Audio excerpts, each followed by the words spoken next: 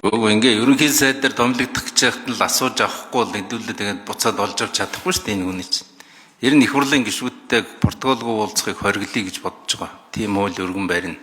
Тэг яг ийм протоколтой юм аа л ярьдаг байх хэрэгтэй. Та тэгэхээр наад нүүрсээ МАК байгаа. Energy Resource байгаа, өсөх зоос байгаа. Одоо бидний мэддэг 3 компани. Энэ 3 компани энэ удирлынх нь 1 тонн нүүрснээс олж байгаа ашгийг бодтойгоор гаргаад Монголын ард түмэнд хэлээрээ.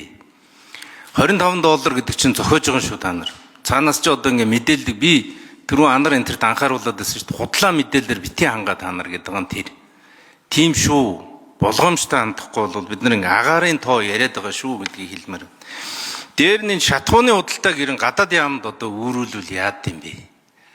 Наад аж үйлдвэрийн яам чинь бол яг гадаад худалдаа мэдэхгүй шүү дээ. Худлаа болоод байгаа.